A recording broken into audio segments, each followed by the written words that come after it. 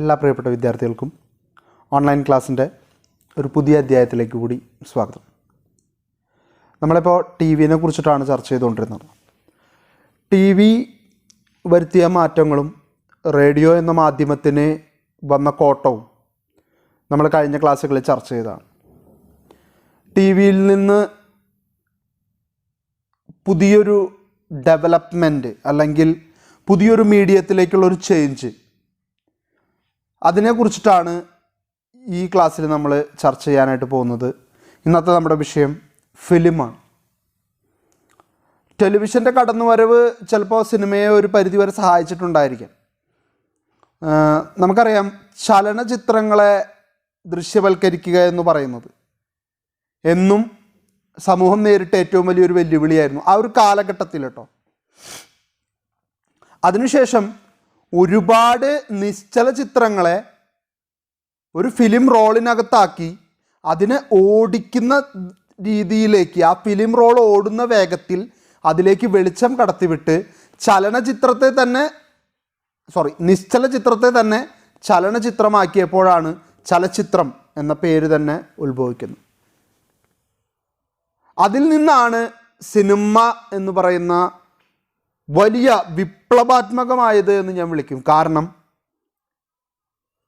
It's purely A revolution.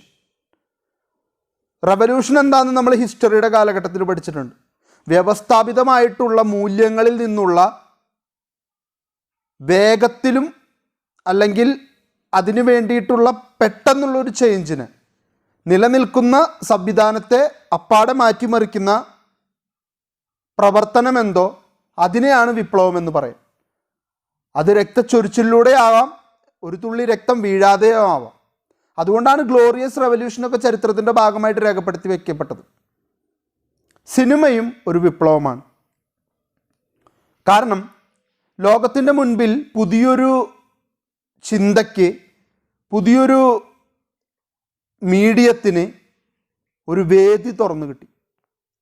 ചലിക്കുന്ന ചിത്രങ്ങളിലൂടെ ചലനാത്മകമായ വിഷയങ്ങൾ കൈകാര്യം ചെയ്യാൻ കഴിയും എന്നുള്ള തിരിച്ചറിവ് അന്ന് ആദ്യമായിട്ട് ലോകത്തിന് മുൻപിൽ അവതരിപ്പിച്ചവരാണ് ലൂമിയർ ബ്രദേഴ്സ്. ലൂമിയർ ബ്രദേഴ്സ് ആയിട്ടുള്ള അഗസ്റ്റസും ലൂയിസും ചേർന്ന് ആദ്യമായിട്ട് അവരുടെ ഫാക്ടറിയിൽ നിന്നും പുറത്തിറങ്ങുന്ന ആളുകളുടെ ഒരു 55 സെക്കൻഡ് ദൈർഘ്യമുള്ള ഒരു വീഡിയോ തയ്യാറാക്കി. ലോകം അംഗീകരിക്കുന്ന ആദ്യത്തെ സിനിമ. ആദ്യ സിനിമ എന്ന് വിളിക്കുന്നത് ലീവിങ് ദ ലൂമിയർ ഫാക്ടറി എന്ന് പറയുന്ന.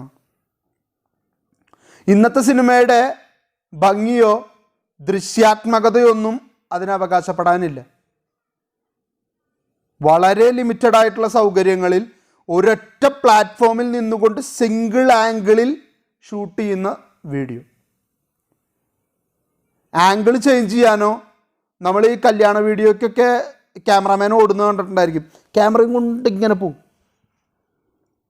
അതിനൊന്നുള്ള സാധ്യത ഇന്ന് ടെക്നോളജി ഒരുപാട് വലുതായി, അതിൻ്റേതായിട്ടുള്ള മാറ്റങ്ങൾ ഉൾക്കൊള്ളാൻ ഈ സമൂഹം തയ്യാറായി കഴിഞ്ഞു. പക്ഷെ അന്ന് ഈ ഇരിക്കുന്ന പൊസിഷനിൽ നിന്ന് ഈ ക്യാമറ ഒന്ന് തിരിച്ചാലോ അല്പം ഒന്ന് ചെരിഞ്ഞാലോ വിഷ്വല് കിട്ടാത്ത അവസ്ഥയുണ്ടാവും. നമ്മൾ ശ്രീനിവാസൻ്റെ വടക്കു നോക്കി യന്ത്രം എന്ന് പറയുന്നൊരു സിനിമ കണ്ടിട്ടുണ്ടായിരിക്കും. അതിൽ ശ്രീനിവാസൻ പാർവതിയെ കല്യാണം കഴിച്ചതിന് ശേഷം ഫോട്ടോ എടുക്കാൻ പോകുന്നൊരു സീനുണ്ട്. മാമുക്കോയാണ് ഫോട്ടോഗ്രാഫറായിട്ട് വരുന്നത്. അപ്പോൾ സ്റ്റില്ലാണ്. സ്റ്റില്ലെന്ന് വെച്ചാൽ ആ വാക്കിൽ തന്നെയുണ്ട്, സ്റ്റില്ലാണ്, നിശ്ചലമാണ്. മാമുക്കോയെ സ്റ്റഡി എന്ന് പറഞ്ഞതിന് ശേഷം ക്ലിക്ക് ചെയ്യുമ്പോൾ ഭാര്യയ്ക്ക് തന്നേക്കാൾ ഹൈറ്റ് കൂടുതലാണെന്നുള്ള അപഹർഷതാബോധം അത് ശ്രീനിവാസനെ വേട്ടയാടുകയും ആ നിമിഷം ആളൊന്ന് ഉയരാൻ ശ്രമിക്കുകയും ആളുടെ വിഷ്വല് ബ്ലറായി പോവുകയും ചെയ്യുന്നൊരു സിനിമയിൽ കാണിച്ചിട്ടുള്ളതാണ് മുൻപ്. ഇതേ പ്രതിസന്ധിയാണ് ആദ്യ കാലഘട്ടത്തിൽ സിനിമ ചിത്രീകരണം. അവരുടെ ഉദ്ദേശം സിനിമയല്ല, അവർക്ക് പ്ലോട്ടില്ല, അവർക്ക് സ്ക്രിപ്റ്റ് റൈറ്റർ ഇല്ല, അല്ലെങ്കിൽ സ്ക്രിപ്റ്റ് ഇല്ല, സ്റ്റോറി ബോർഡ്, ഒന്നിൻ്റെ ആവശ്യമില്ല, നായികയില്ല, നായകനില്ല. അവരൊരു ചലനചിത്രം എടുക്കാനുള്ള ഒരു ശ്രമം നടത്തുന്നു എന്ന് മാത്രം. അതിൽ നിന്ന് സിനിമ ഇന്ന് കാണുന്ന വിധത്തിലേക്കാവാൻ ഒരുപാട് നാളുകളെടുത്തു. ഒരുപാട് പേരുടെ പ്രവർത്തനം വേണ്ടി വന്നു. ഇന്ന് സിനിമ എന്ന് പറയുന്ന ഒരു ബിഗ് സ്കെയിൽ പ്രോജക്റ്റാണ്. ഒപ്പം തന്നെ ഒരുപാട് പേരുടെ അത്യധ്വാനമാണ്. അതിൽ യാതൊരു തർക്കവുമില്ല. അപ്പോൾ അതിലേക്കാണ് ഇനി നമ്മൾ പോകാനായിട്ട് പോകുന്നത്. Film fundamentals of film scripting, screen play and production. Film script and screenplays. A script is the blueprint of a film. It is the most basic element of film making and essential to creation of film. It provides a set of instructions to the production crew. The script translates the idea and the writer's vision to all involved in the process of film making. The ideas, dialogues and scenes get converted into visuals with corresponding sounds. Script എന്ന് വെച്ച് കഴിഞ്ഞാൽ സിനിമയെ സംബന്ധിച്ചിടത്തോളം script എന്ന് പറയുന്നത് അതിൻ്റെ ബേസാണ്. Blue print എന്ന് ഇവിടെ പറഞ്ഞിരിക്കുന്നു, പക്ഷെ ബേസ് എന്നാണ് എനിക്ക് വിളിക്കാൻ താല്പര്യം. കാരണം ബേസ് എന്ന് ഞാൻ പറയാൻ കാരണം സ്ക്രിപ്റ്റിൽ നിന്നാണ് സിനിമ ജനിക്കുന്നത്. അതുകൊണ്ടാണ് ആദ്യം സ്ക്രിപ്റ്റ് കേൾക്കുന്നത്. സ്ക്രിപ്റ്റ് റൈറ്ററാണ് അത് കൃത്യമായിട്ട് അയാളുടെ ഭാവനയാണ്. ഈ വിഷ്വൽ എങ്ങനെ ഓൺ സ്ക്രീനിൽ കാണണമെന്ന് അദ്ദേഹം തീരുമാനിക്കുന്നു.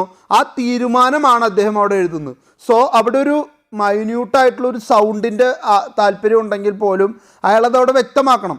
ഈ സമയത്ത് അകലെയുള്ളൊരു അമ്പലത്തിൽ നിന്ന് കേൾക്കുന്ന ഒരു മ്യൂസിക് അല്ലെങ്കിൽ രാവിലത്തെ പാട്ട് വയ്ക്കുന്ന ആ ഉച്ചഭാഷണിയിലൂടെ കേൾക്കുന്ന ശബ്ദം ബാക്ക്ഗ്രൗണ്ടിൽ കേൾക്കണം എന്ന് അയാൾക്ക് തോന്നിയാൽ അതുവരെ അയാൾ സ്ക്രിപ്റ്റിൽ കൃത്യമായിട്ട് ആഡ് ചെയ്യണം. അതാണ് സ്ക്രിപ്റ്റിൻ്റെ പ്രത്യേകത. അവിടെ ആ ഒരു സിനിമയുമായി ബന്ധപ്പെട്ട എല്ലാവർക്കും ഉള്ള ഐഡിയയാണ് അവിടെ കൊടുക്കുന്നത്. അതിൽ നിന്നാണ് അവരത് മനസ്സിലാക്കുന്നത്. The scriptwriter, who is often the author of the story, may work alone or collaborate with the director and producer. It is the story and the technique of narration that makes a movie entertaining. Actor skillfully execute the vision that the scriptwriter has imagined. With the action, drama and tension of the story creating a gripping effect. It is difficult to predict with absolute certainty what kind of story will be acceptable by the audience. ഇവിടെ രണ്ട് പ്രധാനപ്പെട്ട കാര്യങ്ങളാണ് ശ്രദ്ധിക്കേണ്ടത്. ഒന്ന്, script writer അദ്ദേഹത്തിൻ്റെ മനസ്സിൽ കണ്ട visual സ്ക്രീനിൽ വരുത്താൻ നായകൻ അയാളുടെ പൂർണ്ണമായിട്ടുള്ള എഫേർട്ട് ഇതിലേക്ക് കൊടുക്കേണ്ടതായിട്ട് വരും. രണ്ട്, എങ്ങനെയാണോ അത് കാണിക്കേണ്ടത് അതിനു വേണ്ട ഡ്രാമ, ആക്ഷൻ, അതിനു വേണ്ട എല്ലാം ആ എലമെൻറ്റുകളൊക്കെ ആഡ് ചെയ്യേണ്ടത് ആരുടെ ഉത്തരവാദിത്വമാണ്? ആക്ടറുടെ ഉത്തരവാദിത്വമാണ്. പലപ്പോഴും സ്ക്രിപ്റ്റ് റൈറ്റർ സംവിധായകനായിട്ട് പ്രൊഡ്യൂസറായിട്ടൊക്കെ സംസാരിക്കും. ഇപ്പോൾ ചില വിഷ്വൽസിൽ, ഇപ്പോൾ ഒരു ഉദാഹരണം പറയുകയാണെങ്കിൽ, ഒരു നായകൻ സ്വപ്നം കാണുന്നു നായികയുമായിട്ടുള്ളൊരു ഗാനരംഗം. നാട്ടിലൂടെ പാട്ടുപാടി നടക്കുന്ന വിഷ്വൽ വേണമെങ്കിൽ നമുക്ക് ക്രിയേറ്റ് ചെയ്യാൻ പറ്റും. എന്നാൽ അതിനേക്കാൾ ഉപരിയായിട്ട് നായകൻ പറയാണ്, അല്ലെങ്കിൽ സ്ക്രിപ്റ്റ് റൈറ്റർ പറയാണ്, സ്വപ്നമാണ്, അവർ USA പോയിട്ടാണ് സ്വപ്നം കാണുന്നതെങ്കിൽ ക്രൂ മൊത്തം എൻ്റയർ ക്രൂ പോകണം. അതാണ് വ്യത്യാസം. ആ വ്യത്യാസത്തെ തിരിച്ചറിഞ്ഞ് അവർക്കത് നടപ്പിലാക്കാനായിട്ട് പറ്റണം. In the words of Anthony Friedman, a scriptwriter has to invent a visual sequence that will condense background action in such a way as to advance a story. He can do so by creating a montage using audio efficiently and portrayal using an observational viewpoint. Script writing is highly visual. A script hence uses a matter of fact language to describe the scene, the set, shot, camera angle, etc. And the dialogues used has to be in tune with the image of the character. Symbols, icons and signs are significant in a film. അപ്പോൾ ഇവിടെ ആൻ്റണി ഫ്രൈഡ്മാൻ പറയാണ്, ഒരു script റൈറ്ററെ സംബന്ധിച്ചിടത്തോളം അയാൾ set ചെയ്യുന്ന background, അയാൾ കാണുന്ന visual sequence, ആ കണക്ട് ചെയ്ത് പോകുന്ന സീക്വൻസിനൊരു ഭംഗി വേണമല്ലോ. അപ്പോൾ അദ്ദേഹം സെറ്റ് ചെയ്യുന്ന ആ ഒരു ബാക്ക്ഗ്രൗണ്ടിലും വിഷ്വൽ സീക്വൻസിലും കൃത്യമായിട്ടുള്ള ആക്ഷൻസ് കൊണ്ടുവരുന്നതാണ്, അല്ലെങ്കിൽ അതിന് സഹായിക്കുന്ന രീതിയിൽ ആ സ്റ്റോറിയെ അഡ്വാൻസ് ചെയ്ത് നിങ്ങളുടെ മുൻപിലേക്ക് പ്രസൻറ്റ് ചെയ്യലാണ് സ്ക്രിപ്റ്റ് റൈറ്ററുടെ ഉത്തരവാദിത്വം.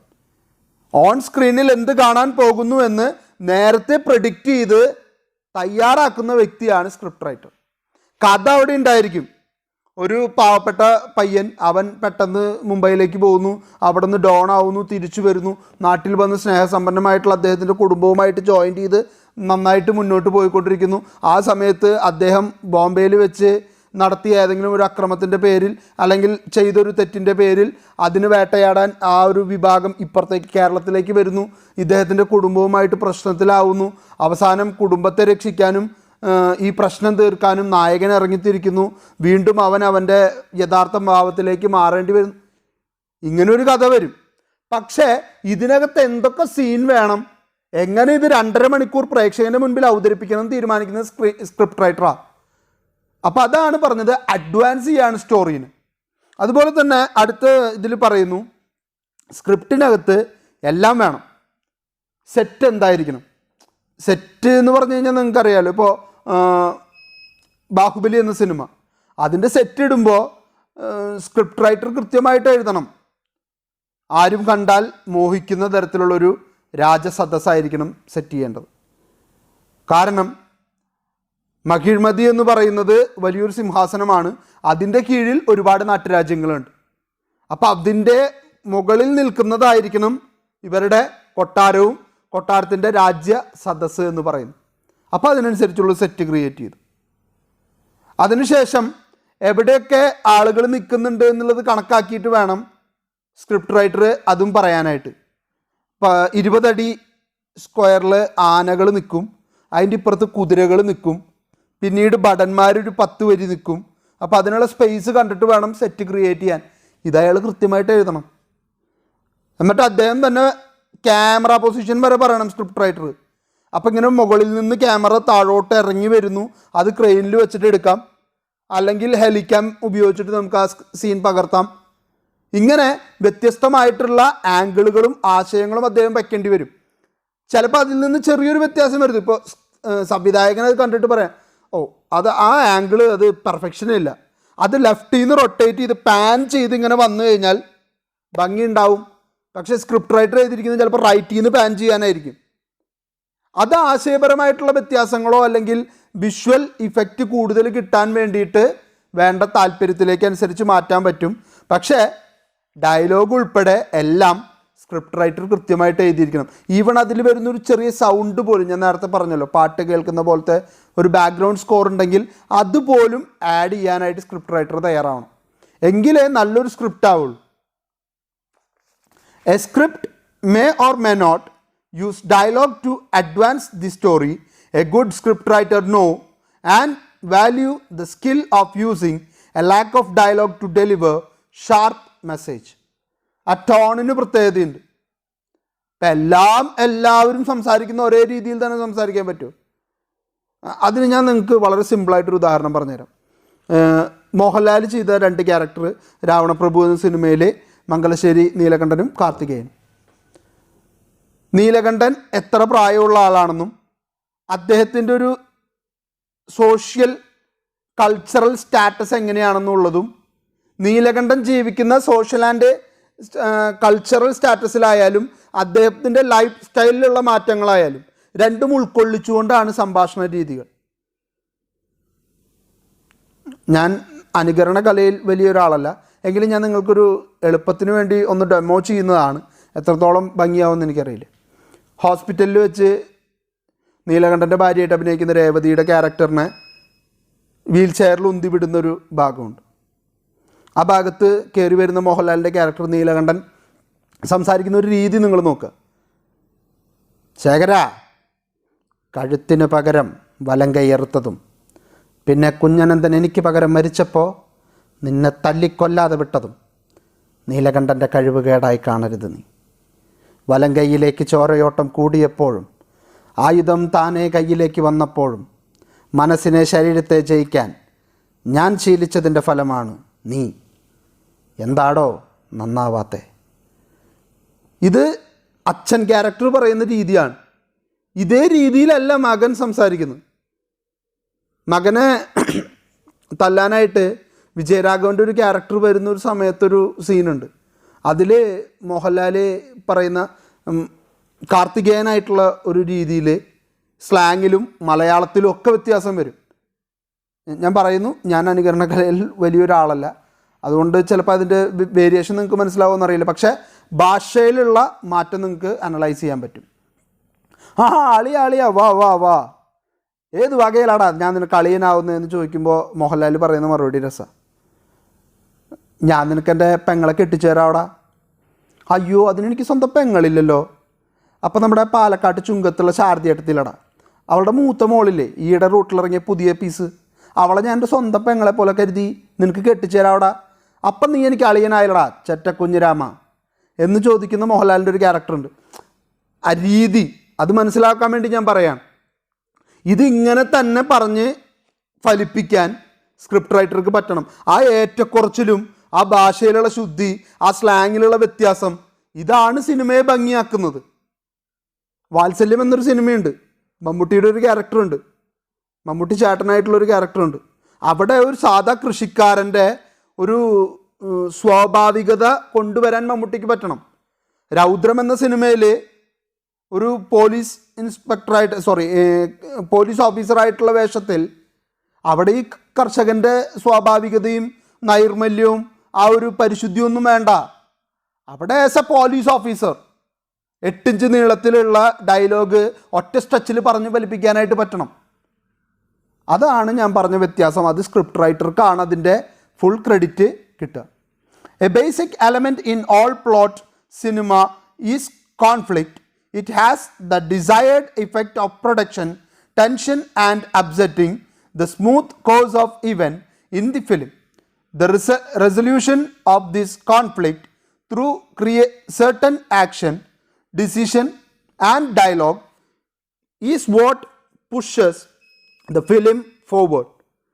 In this sense, we can say that the plot of the movie can be broken into 3 parts. ഒരു സിനിമയെ സംബന്ധിച്ചിടത്തോളം ആശയപരമായിട്ടുള്ള വൈരുദ്ധ്യമാണ് സിനിമയെ മുന്നോട്ട് കൊണ്ടുപോകുന്നത്. ഒന്നുകിൽ നായകനും നായികയും തമ്മിലുള്ള പ്രണയബന്ധം വീട്ടിലാരെങ്കിലും എതിർക്കുന്നു, അല്ലെങ്കിൽ നായകനും നായികയും തമ്മിലുള്ള പ്രണയബന്ധത്തിലേക്ക് വേറൊരു പെണ്ണോ വേറൊരു ചെറുക്കനോ കടന്നു വരുന്നു. അപ്പോൾ ചെക്കന്മാർ തമ്മിലുള്ളതോ സ്ത്രീകൾ തമ്മിലുള്ളതോ ആയിട്ടുള്ള കോൺഫ്ലിക്റ്റ്, ഇതും അല്ലെങ്കിൽ അച്ഛനമ്മ അവരിൽ നിന്നുള്ള ഇഷ്യൂസ്, അതല്ലെങ്കിൽ നായകന് തുല്യമായിട്ടുള്ള വേഷത്തിൽ ഒരു വില്ലൻ കഥാപാത്രം, 2 കുടുംബങ്ങൾ തമ്മിലുള്ള തർക്കം, ഇങ്ങനെയൊക്കെയാണ് സാധാരണ കഥകൾ മുന്നോട്ട് പോവുക. അപ്പോൾ ഈ ഒരു ഇതിനെ നമുക്ക് 3 പാർട്ടായിട്ടാണ് ശരിക്കും സ്ക്രിപ്റ്റ് റൈറ്റിങ്ങിനെ തിരിക്കുക എന്നാണ് പറയുന്നത്. ഒന്ന്, introduction and unfolding of events. Unfolding of events, unfold ചെയ്യാന്ന് വെച്ചാൽ പുറത്തേക്ക് ഇടുക, ഫോൾഡ് ചെയ്യാന്ന് വെച്ചാൽ മടക്കി വയ്ക്കാമെന്നാണല്ലോ. അൺഫോൾഡ് ചെയ്യാന്ന് വെച്ചാൽ തുറന്നു വിടുക. വിച്ച് മീൻസ് നമ്മളൊരു ഇൻട്രോ കൊടുക്കുകയാണ്. ഇപ്പോൾ അതിനുള്ള ഏറ്റവും നല്ല ഉദാഹരണം നിങ്ങൾ മാടമ്പി എന്നൊരു സിനിമ കണ്ടിട്ടുണ്ടായിരിക്കും, മോഹൻലാലിൻ്റെ തന്നെ. ആ സിനിമയിൽ ആദ്യത്തെ ഇൻട്രോ സീനുകളിൽ വളരെ കൃത്യമായിട്ട് പറയുന്നു, മോഹൻലാലിൻ്റെ അച്ഛൻ എന്ന് പറയുന്ന ക്യാരക്ടർ വളരെ ധൂർത്ത സ്വഭാവമുള്ളൊരു വ്യക്തി, അദ്ദേഹം എല്ലാം നശിപ്പിച്ചു കളയുന്നു.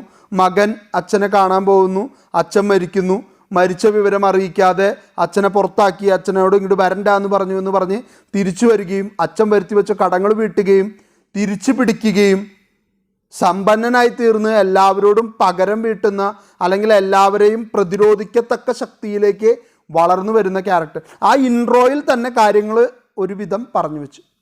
അവൻ്റെ ശത്രു ആരാണെന്നും പറഞ്ഞു വെച്ചു.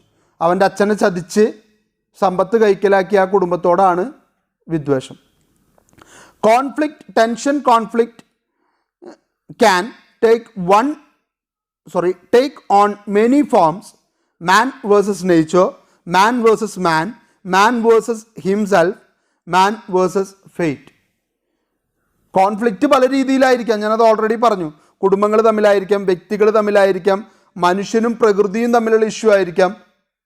അല്ലെങ്കിൽ ഒരു വ്യക്തി അയാളിൽ തന്നെയുള്ള ഏതെങ്കിലും ഒരു കുറ്റത്തെ, കുറവിനെ മറികടക്കാൻ, സദാനന്ദൻ്റെ സമയം എന്ന് പറയുന്ന സിനിമ, ആ വ്യക്തിയെ സംബന്ധിച്ചിടത്തോളം അയാൾക്ക് അയാളോട് തന്നെയാണ് പ്രതിരോധിക്കാനുള്ളത്, അയാളെ തന്നെയാണ് മാറ്റം വരുത്താനുള്ളത്. കാരണം അന്ധമായിട്ടുള്ള വിശ്വാസത്തെ കൂട്ടുപിടിച്ച് നടക്കുന്നൊരു വ്യക്തിയാണ് അയാൾ. അയാൾക്ക് അതിൽ നിന്നൊരു മാറ്റം വരണമെന്നുള്ളൊരു ആഗ്രഹമുണ്ട്. ആ ആഗ്രഹത്തെ അദ്ദേഹം മാക്സിമം നിറവേറ്റാനായിട്ട് ശ്രമിക്കുന്നതാണ് സിനിമയുടെ ഇതിവൃത്തം എന്ന് പറയുന്നത്. അവസാനത്തിൽ അദ്ദേഹത്തിന് അത് മനസ്സിലാവുന്നു, ഇതൊക്കെ അന്ധമായിട്ടുള്ള വിശ്വാസങ്ങളാണ്, എല്ലാം വളരെ കുറച്ച് മതി, അമിതമായാൽ ആപത്താണെന്നുള്ളൊരു കോൺസെപ്റ്റിലെത്തുകയും അദ്ദേഹം സ്വയം മാറുകയും ചെയ്യുന്നു. അതാണ് മാൻ വേഴ്സസ് ഹിംസെൽഫ് എന്നുള്ളത് വരുന്നത്. റെസൊല്യൂഷൻ ഓഫ് പ്രോബ്ലംസ് തീർച്ചയായിട്ടും വേണം.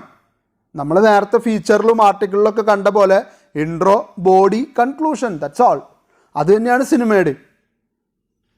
സിനിമയിൽ വിധിയെയാണ് പഴിക്കുന്നത്, അല്ലെങ്കിൽ ആ വിധിയിൽ നിന്ന് അയാൾ എങ്ങനെ കരകയറി എന്നുള്ളത് പറഞ്ഞു തീർക്കുമ്പോൾ സൊല്യൂഷനായി, പ്രശ്നം തീർന്നു. ഇത്രയും വേണ്ടു. The success of a good script lies in the story. A good script is dramatic and allows of changes of pace and is a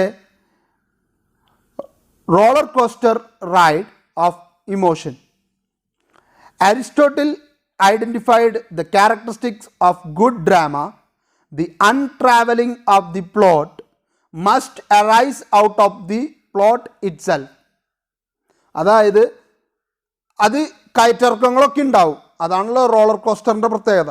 നിങ്ങൾ വണ്ടർലാൻഡിലും ഡ്രീം വേൾഡിലൊക്കെ പോയിട്ടുണ്ടെങ്കിൽ റോളർ കോസ്റ്ററുകൾ കയറിയിട്ടുണ്ടായിരിക്കും.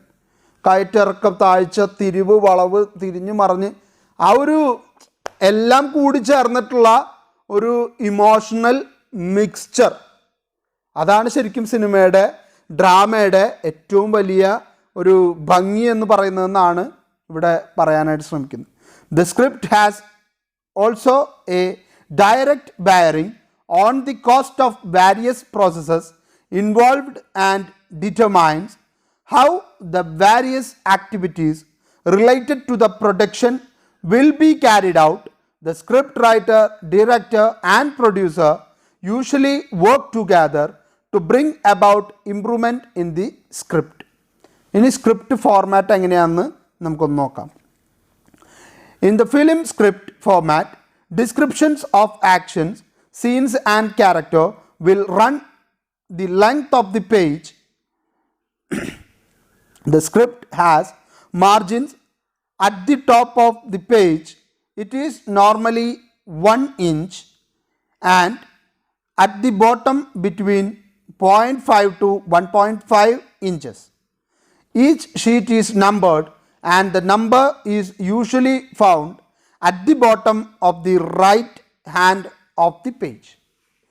പേജിനെ നമ്മൾ മാർജിനൊക്കെ ഇട്ട് വളരെ ക്ലിയർ ആയിട്ട് 1 ഇഞ്ച് സ്പേസ് ചെയ്ത് ഒരു മാർജിൻ കൊടുക്കുന്നു സ്ക്രിപ്റ്റിന്. അതിനുശേഷം ബോട്ടത്തിലും നമ്മളൊരു സ്പേസിങ് കൊടുക്കും. അത് ചിലപ്പോൾ 0.5 മുതൽ 1.5 വരെ നീളമുള്ളതായിരിക്കാം.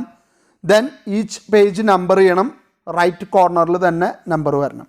The dialogues is separated from these instructions by line spacing. The name of the character speaking the dialogue will be mentioned on the line above it. The names of the characters are capitalized and centered.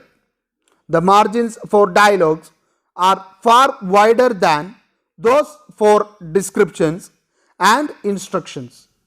These actions are imaginary, is in lowercase and single spaced.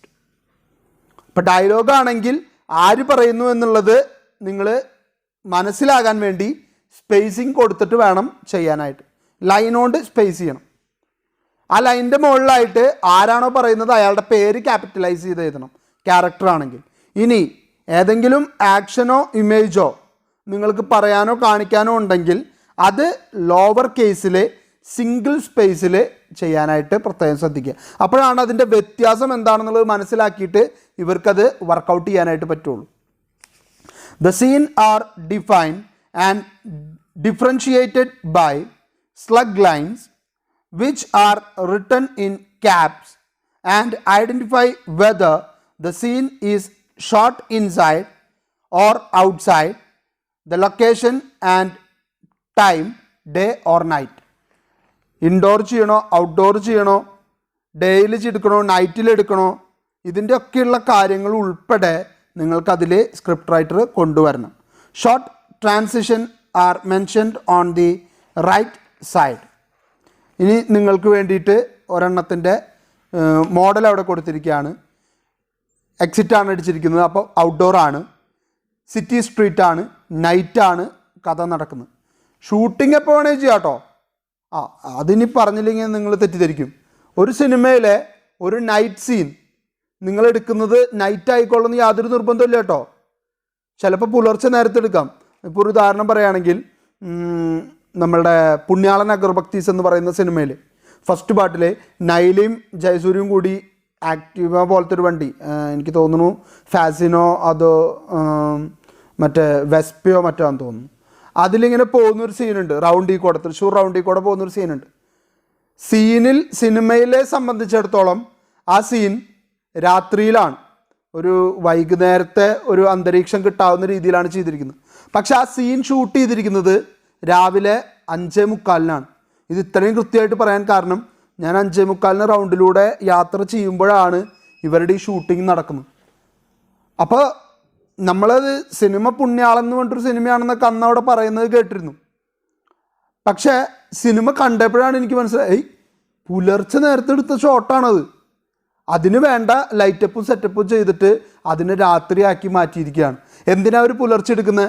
വൈകുന്നേരം ആ നേരത്ത് Thrissur round തിരക്കുണ്ടാവുമെന്ന് അവർക്കറിയാം. ആ ക്രൗഡിനിടയിൽ കൂടെ അവരുടെ shooting ഭംഗിയായിട്ട് നടക്കില്ല.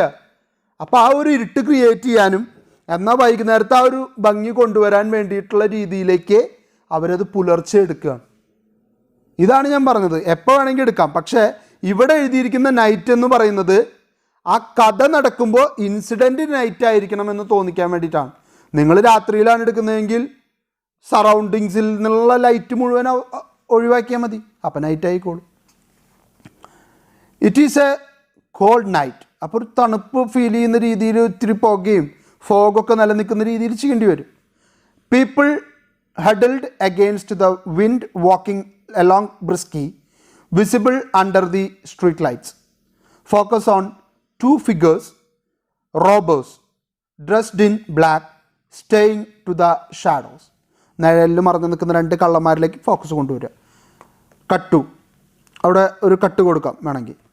Exit തന്നെയാണ്. Alley in the city, നൈറ്റാണ്.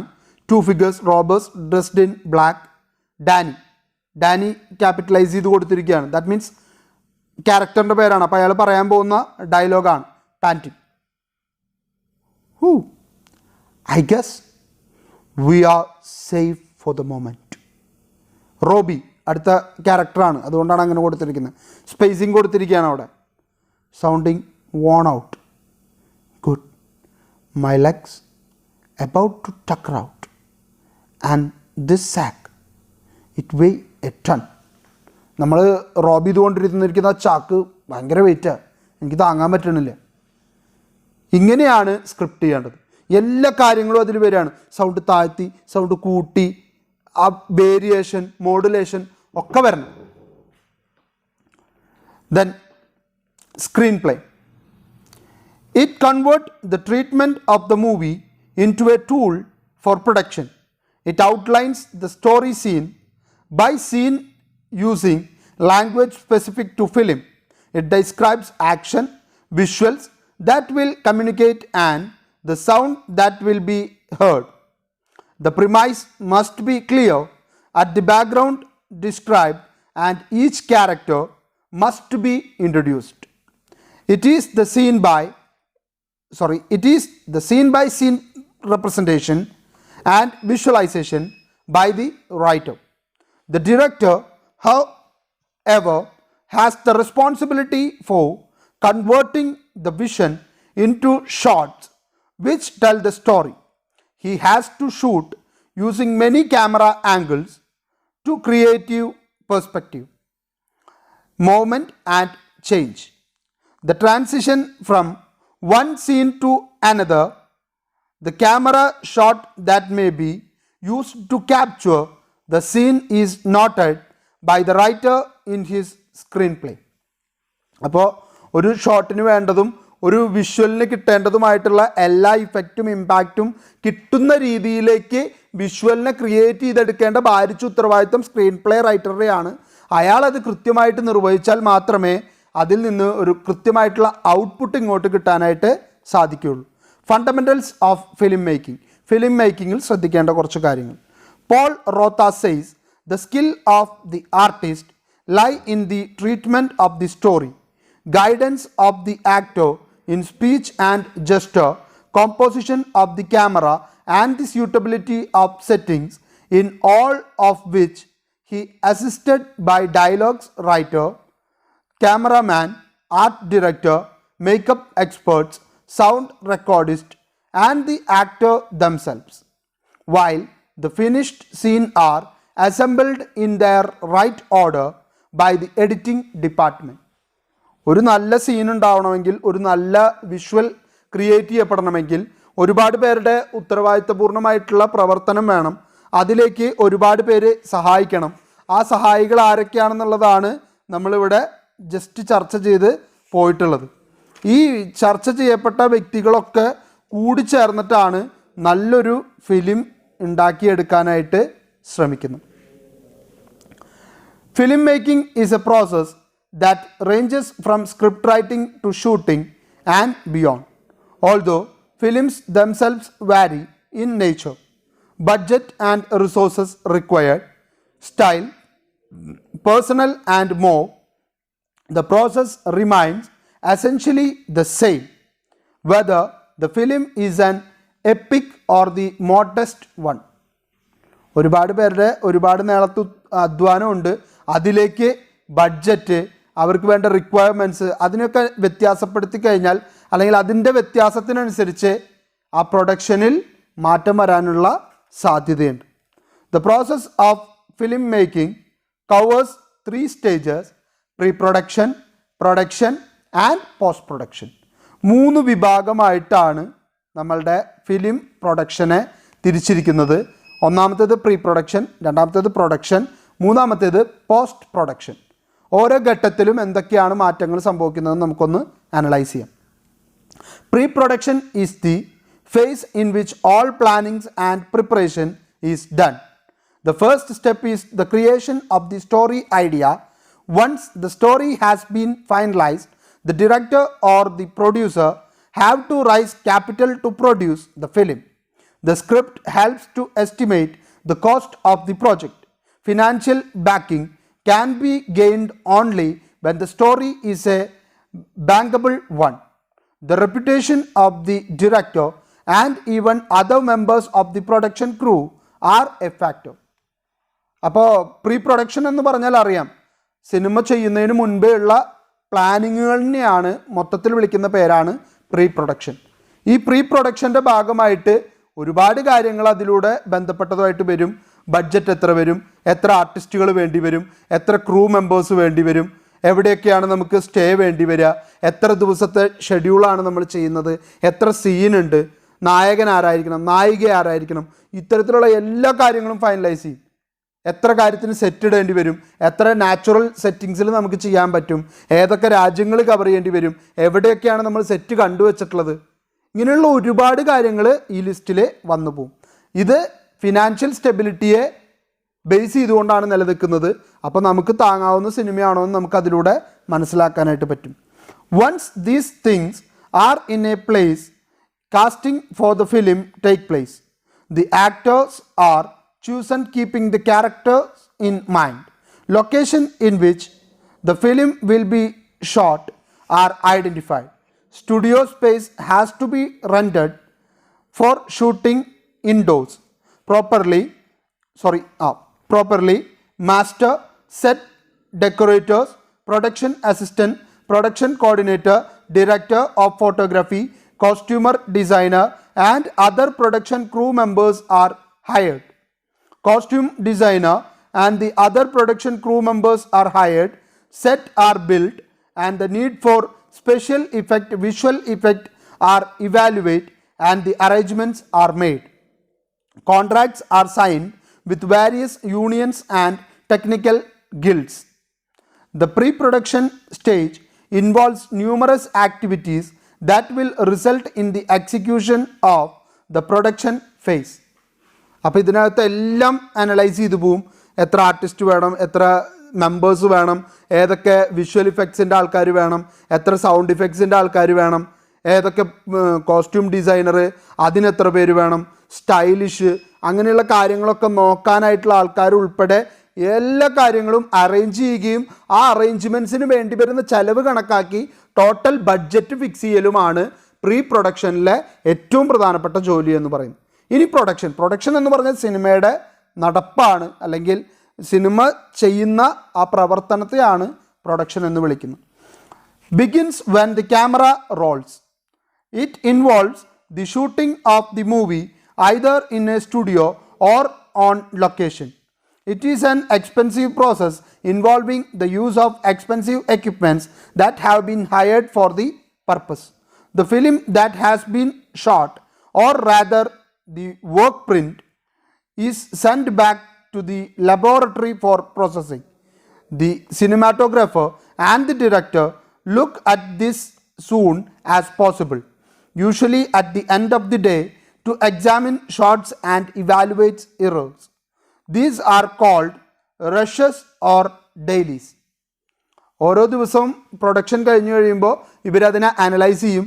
ഇന്ന് ഷൂട്ട് ചെയ്ത വിഷ്വൽസ് എങ്ങനെയുണ്ട്, അതിൻ്റെ ഓൺ സ്ക്രീനിൽ വരുമ്പോൾ അത് എത്രത്തോളം വിഷ്വലി ഇമ്പാക്റ്റ് ഉണ്ടാക്കുന്നു എന്നുള്ളത് വരെ അവർ മനസ്സിലാക്കി വയ്ക്കും. അതിനെയാണ് റഷസ് ഓർ ഡെയിലി എന്ന് വിളിക്കുന്നത്. The production is a multi-layered process and involves many aspects such as directing, acting, filming, light, sound, etc. The production unit consists of the director, producer, actor, director of photography or cinematography, second cameraman, assistant and crew, gaffer and his assistants, sound recordist or mixer and the sound crew, script supervisor, unit production manager, makeup artist, art director, set designer, etc. to name a few. The smaller crew, the lower will be the production cost. Crew വലുതാവുന്നതിനനുസരിച്ച് production cost കൂടും, അതിൽ യാതൊരു തർക്കവുമില്ല. The script is divided into a number of scenes. Each scene is considered to be action that happens in a single location in a continuous time period. Filming means that various shots of the scenes or takes are filmed. അപ്പോൾ scene എന്ന് വെച്ചാൽ ഒരു ലൊക്കേഷനിൽ ഒരേ time പീരീഡിൽ നടക്കുന്ന കാര്യങ്ങളെയാണ് scene എന്ന് പറയുന്നത്. ഇപ്പോൾ ഉദാഹരണത്തിന് ഹോസ്പിറ്റലിൽ വെച്ച് നടക്കുന്ന ഒരു ഭാഗത്തിൽ ഡോക്ടറെ കാണുന്നു, ഡോക്ടർ മരുന്ന് കൊടുക്കുന്നു, ആ മരുന്ന് പോയിട്ട് ഫാർമസിയിൽ നിന്ന് മേടിക്കുന്നു, അതിനുശേഷം തിരിച്ച് വണ്ടിയിൽ കയറുന്നത് വരെ സിംഗിൾ സീനാണ്, കാരണം ഹോസ്പിറ്റലിൽ തന്നെയാണ്. പിന്നീട് അവർ ആ വണ്ടിയിൽ യാത്ര ചെയ്യുമ്പോൾ അത് സെക്കൻഡ് സീനാണ്. അവർ യാത്ര ചെയ്ത് വീട്ടിലെത്തിക്കഴിഞ്ഞാൽ അത് തേർഡ് സീനാണ്, കാരണം യാത്രയുടെ ഇടയിൽ അവരുടെ സംസാരം സെക്കൻഡ് സീനിൻ്റെ ഭാഗമാണ്. വീട്ടിലെത്തിക്കഴിഞ്ഞാൽ അത് തേർഡ് സീനാണ്. അങ്ങനെയാണ് സീൻ ഡിസ്ക്രൈബ് ചെയ്യുക. Shots are divided into 3: long shot, medium shot and the close up. നിങ്ങൾക്കറിയാവുന്ന കാര്യമാണ്, കാരണം നമ്മൾ പോലും ചെറിയ രീതിയിൽ ഷോർട്ട് ഫിലിമും കാര്യങ്ങളൊക്കെ ചെയ്ത് കാര്യങ്ങൾ പഠിച്ചുകൊണ്ടിരിക്കുകയാണ്. പിന്നെ പേര് സൂചിപ്പിക്കുന്ന പോലെ തന്നെ ലോങ് ഷോട്ട് വളരെ അകലെ നിന്ന് ഒബ്ജക്റ്റിനെ ഫോക്കസ് ചെയ്യുന്നതിനെയാണ് ലോങ് ഷോട്ട് എന്ന് പറയാം. മീഡിയം ആകുമ്പോൾ ഒരു മിഡിൽ ആവറേജിൽ നിൽക്കുന്ന രീതിയിൽ. ക്ലോസപ്പ് ആണെങ്കിൽ അയാൾ മാത്രമാണ്. ഇപ്പോൾ നിങ്ങൾ ഈ കാണുന്ന ഈ ക്ലാസ്സിൻ്റെ വീഡിയോ എൻ്റെ ക്ലോസപ്പാണ്, ഞാൻ മാത്രമാണ് ഇതിലെ ഒബ്ജക്റ്റ് എന്ന് പറയുന്നത്. ഇതാണ് വിഷ്വലൈസേഷൻ എന്ന് പറയുന്നത്. The long shot is an establishing shot, includes the whole body of the person, any adjacent persons and the background. It gives a view of the person in relation to the background, or it may include a view of the person, a panoramic view of setting. In a long shot, normally the person may occupy 3/4 to 1/3 of the screen height, and in the extreme long shot, the surroundings will be dominate with the persons seeming like small figures.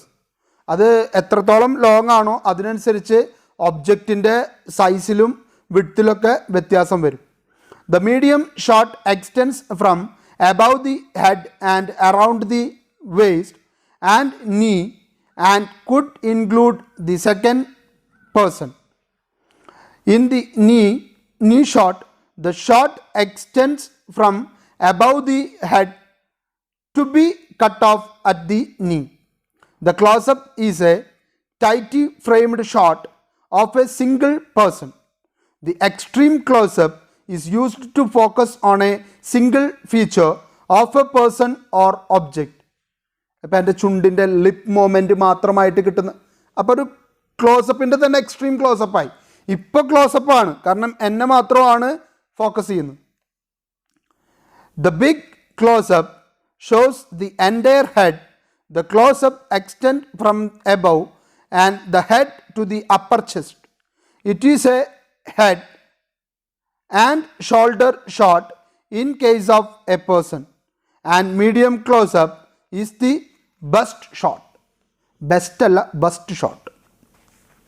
Shooting techniques which a shot is to use is a matter of skill and common sense. It depends on amount of information that you want to give the audience and how you want to give it to them. If the director wishes to establish where the character is, then he can use a long shot. നമുക്ക് എന്തെങ്കിലും establish ചെയ്യാം. ഇപ്പോൾ ഒരു വലിയ ബംഗ്ലാവ് അത് കാണിക്കാനാണെങ്കിൽ long ഷോട്ടാണ് നല്ലത്. അപ്പോൾ അതിൻ്റെ മൊത്തം വ്യൂ കിട്ടും, ഒപ്പം തന്നെ അതിൻ്റെ സറൗണ്ടിങ്സും കിട്ടും. ഇത്രയും ഏരിയ അവരുടെ ആണെന്ന് കാണിക്കാൻ വേണ്ടിയിട്ടുള്ളൊരു ശ്രമമാണ്. അപ്പോൾ എസ്റ്റാബ്ലിഷ് ചെയ്യുകയാണ്. ദേ ആർ റിച്ച് എന്നുള്ള ആ ഒരു കാറ്റഗറിയിലേക്ക് അവരെ കൊണ്ട് എത്തിക്കുകയാണ്. Then close-up can be used to produce drama. It gives emphasis to the show, reaction and details. It reveals information that the director wants the audience to notice. Long shot, on the other hand, establish mood, reveals the occasion, show interrelation and flow of the board action. It is often used at the start of the scene to establish location. In a very long shot, the environment dominates. The medium shot is able to combine the strength of both long and the close-up shots. It establishes sometimes of the background and at the same time has focusing ability to the close-up. The director and cinematographer has to choose the right kind of shot in such a way as to make the story telling interesting. സിനിമയുടെ സ്റ്റോറിയുടെ ഒരു ക്രിയേറ്റിവിറ്റിക്ക് അനുസരിച്ചും അതിനൊരു mood create ചെയ്യത്തക്ക രീതിയിലേക്ക് എങ്ങനെ വേണം shot എന്ന് തീരുമാനിക്കേണ്ടത് ഡയറക്ടറും സിനിമാറ്റോഗ്രാഫറും കൂടിയിട്ടാണ്. ഓരോ ഷോട്ടും തീരുമാനിക്കുമ്പോൾ അത് പറയാതെ പറയുന്ന ഒരു ഘടകം ഉണ്ടായിരിക്കും. എന്തിനു വേണ്ടി ഇത് ലോങ് ഷോട്ട് എടുത്തു, എന്തിനു വേണ്ടി ഇത് ക്ലോസപ്പ് എടുത്തു എന്നൊക്കെ അത് തന്നെ പ്രൂവ് ചെയ്യുന്നുണ്ടായിരിക്കും. The camera follows 3 basic movement which are the pan. Pan എന്ന് വെച്ച് കഴിഞ്ഞാൽ സൈഡിലോട്ട് അങ്ങോട്ടും ഇങ്ങോട്ടുമുള്ള മൂവ്മെൻ്റ് ആണ് പാൻ. And tilt. ടിൽറ്റ് എന്ന് പറഞ്ഞാൽ അപ്പ് ആൻഡ് ഡൗൺ മോഷൻ ആണ്. And track. ട്രാക്ക് എന്ന് പറഞ്ഞാൽ ട്രാക്കിലൂടെ തന്നെ കൊണ്ടുപോകുന്നതാണ്. When the camera moves forward, backward and sideward. അതിന് ട്രാക്ക് വേണം, അതിലൂടെ ഇങ്ങനെ ഉന്തിക്കൊണ്ട് പോകുന്ന രീതിയിലുള്ളതിനെയാണ് ട്രാക്ക് എന്ന് പറയുക. അല്ലാത്ത സമയത്തും ഇപ്പോൾ നായകനും നായികയും നടന്നുകൊണ്ട് വർത്താനം പറയുകയാണെങ്കിൽ ക്യാമറ മുന്നിൽ നിന്ന് നിന്നിട്ട് നമ്മൾ കല്യാണ വീഡിയോയിലൊക്കെ കണ്ടിട്ടില്ലേ, ചെക്കനും പെണ്ണും ഇങ്ങനെ സംസാരിച്ചുകൊണ്ടിരിക്കുമ്പോൾ അവരിങ്ങനെ 2 അടി സ്റ്റെപ്പ് മുന്നോട്ട് വയ്ക്കും. അപ്പോൾ ക്യാമറാമാൻ ഇങ്ങനെ ബാക്കിലോട്ട് പോയിട്ട് ആ വിഷ്വലിനെ കവർ ചെയ്യുന്ന രീതി. Sounds are an important aspect of cinema. It is captured using multiple microphones of various kind. The three basic type of used in film are dynamic or moving coil mics, which are used by professionals. Performers, etc. are rugged, resistant to hand noise, and require no batteries or special power supplies.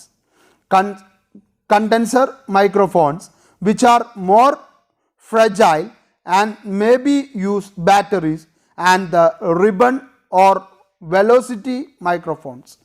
പല രീതിയിലുള്ള മൈക്രോഫോണുകൾ ഉപയോഗിക്കാം. പക്ഷേ ഇന്ന് സിനിമയ്ക്ക് microphone ഡയറക്റ്റായിട്ട് ഉപയോഗിക്കേണ്ട കാര്യമില്ല. കാരണം ഡബ്ബിംഗ് ആണ് പിന്നീട് ചെയ്യുന്നത്. സ്പോട്ട് ഡബ്ബിങ്ങിൽ വളരെ ലിമിറ്റഡ് ആയിട്ടുള്ള സിനിമകൾ മാത്രമേ ഇറങ്ങുന്നുള്ളൂ. Omnidirectional mics will pick up sounds from all directions, while cardioid mics are sensitive to sound coming from the front, less sensitive to sound that comes from the side, and barely pick up sounds that come from behind. Filters are routinely used to filter out unwanted sounds. അനാവശ്യ ശബ്ദങ്ങളെ കിട്ടാത്ത രീതിയിലേക്ക് ഉള്ള മൈക്കുകളും എല്ലാ ആംഗിളിൽ നിന്നുള്ള ശബ്ദങ്ങളെ ക്രോഡീകരിച്ച് ക്രമപ്പെടുത്തുന്ന തരത്തിലുള്ള മൈക്കുകളും ഇന്നത്തെ കാലത്ത് അവൈലബിൾ ആണ് എന്നാണ് പറയുന്നത്. The impact of filmed images is dependent on the lighting that has been employed. This is what allows the viewer to see the scene. It directs the attention of the audience to certain parts of the frame, as human eye is automatically drawn to the bright portion. The direction from which the light hits on the object being filmed also determine how the object will be seen. For instance, frontal lighting will result in flattened and compressed look. Side lighting, on the other hand, cast shadows that will be affect the depth, texture, and dimension of the shot. The quality of the light can be used to set the mood. Lighting വളരെ important ആണ്. എവിടെ നിന്ന് light അടിക്കണം? സൈഡിൽ നിന്ന് വേണോ, ഫ്രണ്ടിൽ നിന്ന് തന്നെ ഒബ്ജക്റ്റിലേക്ക് ഡയറക്റ്റ് ലൈറ്റ് അടിക്കണോ? ചില സമയത്ത് നിങ്ങൾ കല്യാണ വീഡിയോയിൽ കണ്ടിട്ടില്ലേ, ഡയറക്റ്റ് നേരെ കല്യാണ ചെക്കൻ്റെ പെണ്ണിൻ്റെ മേലേക്ക് അടിക്കും. അല്ലെങ്കിൽ ഒരു തെർമോക്കോളിൻ്റെ ഷീറ്റ് വെച്ചിട്ട് അതിലേക്ക് ലൈറ്റ് അടിക്കും. അത് ഇവിടെ നിന്ന് റിഫ്ലക്റ്റ് ചെയ്തിട്ട് ഫേസിലേക്ക് കിട്ടും. അപ്പോൾ ആ കിട്ടുന്ന ലൈറ്റുകൾ തമ്മിലുള്ളൊരു വ്യത്യാസമുണ്ട്. അത് ഒബ്ജക്റ്റിൽ ഉണ്ടാക്കുന്ന ഇമ്പാക്റ്റിനാണ് ഇവിടെ പ്രാധാന്യം കൂടുതൽ കൊടുക്കുന്നത്. The basic lighting setup that is used has 3 lights: key, backlight and fill. 3 ടൈപ്പാണ്. കീ ലൈറ്റ് ഉണ്ട്, ബാക്ക് ലൈറ്റ് ഉണ്ട്, ഫിൽ ലൈറ്റ് ഉണ്ട്. നിങ്ങൾ വിചാരിക്കും ഇതിങ്ങനെ വെറുതെ പറഞ്ഞു പോയാൽ മതിയെന്ന്. നിങ്ങൾക്ക് പഠിക്കാനുള്ള how to make a film സ്ക്രിപ്റ്റിങ്ങോ അല്ലെങ്കിൽ how to make a film go through the 3 various steps: pre-production, production, post production. എന്നൊരു ക്വസ്റ്റ്യൻ വന്നാൽ ഇത് മുഴുവൻ എഴുതണട്ട മക്കളെ. ആദ്യം പ്രീ പ്രൊഡക്ഷനിൽ പ്ലാനിങ്, ആരൊക്കെ വേണം, എത്രയൊക്കെ ആൾക്കാർ വീതം വേണം, ഇങ്ങനെ തുടങ്ങിയിട്ടുള്ള എല്ലാ കാര്യങ്ങളും വരണം. ഞാനിത് കൂടി പറഞ്ഞിട്ട് നമുക്ക് അതിലേക്ക് വരാം. The key is the brightest light and is placed high above and a little to the side of the camera. ക്യാമറയോട് ചേർന്നുകൊണ്ടോ ക്യാമറയുടെ മുകളിലോ വെക്കുന്ന ലൈറ്റിനെയാണ് കീ ലൈറ്റ്. അതാണ് ഒബ്ജക്റ്റിലേക്ക് കിട്ടുന്ന മെയിൻ ലൈറ്റിംഗ് എന്ന് പറയുന്നത്. It is a strong light and creates shadow but gives a sense of directionality to the lighting. The shadow cast by this light also provide modeling of a face. The backlight or edge light or rim light is placed on the opposite side of the camera and behind the side of the subject. സബ്ജക്റ്റിൻ്റെ പുറകിലായിട്ട് ക്യാമറയ്ക്ക് ഓപ്പോസിറ്റായിട്ട്. Direct camera ഇതാണെങ്കിൽ ക്യാമറയുടെ മുമ്പിലേക്ക് light പോകണമെന്ന് അടിക്കുകയല്ല ചെയ്യുക. ഇതിൻ്റെ ഇടയിൽ subject ഉണ്ട്. അപ്പോൾ അതിൻ്റെ ബാക്കിലേക്ക് ലൈറ്റ് വരുള്ളൂ. അതാണ് അതിൻ്റെ പ്രത്യേകത. ആ ഒരു ബാക്കിൽ ലൈറ്റ് കിട്ടുകയും സബ്ജക്റ്റ് വളരെ ക്ലിയർ ആയിട്ട് ക്യാമറയിൽ ലൈറ്റപ്പോട് കൂടിയിട്ട് വരികയും ചെയ്യും. If it is the side and the same level as the subject, then it is a kicker. It should be a hard light and must be able to produce highlights on the subject's hair. ഹെയറിൽ അല്ലെങ്കിൽ മൊത്തം ഇതിൽ വരുന്ന ഇത് മാറ്റങ്ങൾ കാണിക്കാൻ വേണ്ടി. The fill light is used to fill in shadows that are produced by the key light without casting shadow of its own. It is a softer light than the key, and when placed close to and on the same level as the key, does not produce shadows that will be visible on the film. It is not normally placed on the same side as the key light. ഇനി fils എന്ന് വെച്ച് കഴിഞ്ഞാൽ അത് shadow create ചെയ്യപ്പെടുമ്പോൾ key light അടിക്കുമ്പോൾ ഒരു shadow എന്തായാലും ബാക്കിൽ വരും. അതിന് ഒഴിവാക്കാൻ വേണ്ടിയിട്ടാണ് ഫിൽ ലൈറ്റ് വരുന്നത്. അതൊരിക്കലും കീ ലൈറ്റിൻ്റെ അത്ര തന്നെ സ്ട്രോങ്ങറും ബ്രൈറ്ററും ആയിരിക്കില്ല. കാരണം അത്ര തന്നെ ബ്രൈറ്റർ ആണെങ്കിൽ അതടിക്കുന്ന ഭാഗത്തുനിന്നും ഷാഡോ വരും, അതും ഫിലിമിൽ കാണിക്കും. അത് വരാതിരിക്കാൻ വേണ്ടി ആ ഷാഡോനെ ബാലൻസ് ചെയ്യാൻ വേണ്ടിയിട്ടാണ് ഫിൽ ലൈറ്റ് ഉപയോഗിക്കുന്നത്. ഇനിയുള്ളത് പോസ്റ്റ് പ്രൊഡക്ഷനാണ്. പോസ്റ്റ് പ്രൊഡക്ഷൻ നമുക്ക് നെക്സ്റ്റ് ക്ലാസ്സിൻ്റെ ഭാഗമായിട്ട് എടുക്കാം. കാരണം ഈ ക്ലാസ് ടു മച്ച് ലെങ്തി ആയിട്ടുണ്ട് ഇപ്പോൾ തന്നെ. ഇനി അതും കൂടി എടുത്തു കഴിഞ്ഞാൽ വളരെ ഹെവി ആവും. പക്ഷേ ഇത് ഒരുമിച്ചാണ് മിക്കവാറും ചോദ്യം വരിക. എങ്ങനെയാണ് നിങ്ങളൊരു സിനിമ മേക്ക് ചെയ്യുക, ഫിലിം മേക്കിങ്ങിൽ ശ്രദ്ധിക്കേണ്ട കാര്യങ്ങളെന്ന് പറഞ്ഞൊരു എസ്സേ ആയിട്ട് വരാം.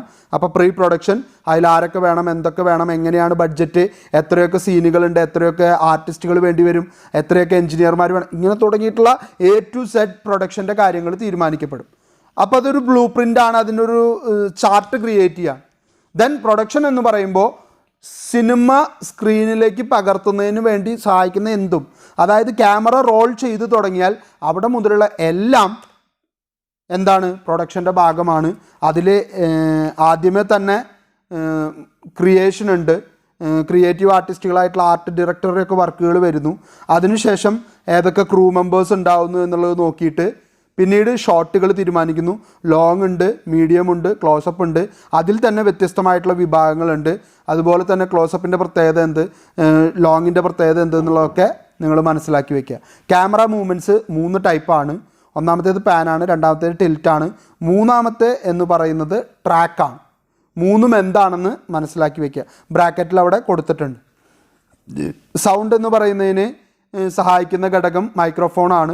പലതരം മൈക്രോഫോൺ ഉണ്ട്. പക്ഷേ ഇന്നൊക്കെ സ്പോട്ട് ഡബ്ബിംഗ് അല്ല, എല്ലാം പോസ്റ്റ് ഡബ്ബിംഗ് ആണ്. സീൻ പകർത്തിയതിന് ശേഷം പിന്നീടാണ് ചെയ്യുക. പക്ഷേ മൈക്രോഫോൺസിൽ തന്നെ പലതരമുണ്ട്. എല്ലാ ആംഗിളിൽ നിന്നുള്ള സൗണ്ടുകൾ എടുക്കുന്നുണ്ട്, മറ്റ് അനോണിമസ് സൗണ്ടുകളെ എടുക്കാത്തതുണ്ട്, സൈഡിൽ നിന്നുള്ള സൗണ്ട് എടുക്കാത്തതുണ്ട്, ഡയറക്റ്റ് സൗണ്ട് മാത്രം എടുക്കുന്നുണ്ട്. അങ്ങനെയുള്ള പലതരത്തിലുള്ള വ്യത്യാസങ്ങളുണ്ടായിരിക്കും. അതുപോലെ തന്നെ നമ്മൾ പറഞ്ഞു ലൈറ്റിംഗ് വളരെ ഇമ്പോർട്ടൻ്റ് ആണ്. 3 തരത്തിൽ ലൈറ്റ് ഉണ്ട്. കീ ലൈറ്റ് ഉണ്ട്, അതുപോലെ തന്നെ ബാക്ക് ലൈറ്റ് ഉണ്ട്, മൂന്നാമത്തേത് ഫിൽ ലൈറ്റ് ഉണ്ട്. ഈ മൂന്നും എങ്ങനെയാണ് ഉപയോഗിക്കുന്നത്, എന്താണ് ഇതിൻ്റെ ഉപയോഗം എന്നുള്ളതും കൂടി മനസ്സിലാക്കി വയ്ക്കുക. പ്രീ പ്രൊഡക്ഷൻ നമ്മൾ നെക്സ്റ്റ് ക്ലാസ്സിൽ ചർച്ച ചെയ്യും. അപ്പോൾ നന്നായിട്ട് പഠിക്കുക, മനസ്സിലാക്കിയിരിക്കുക. എസ്സേക്ക് സാധ്യതയുള്ള ചോദ്യമാണ്. Thank you.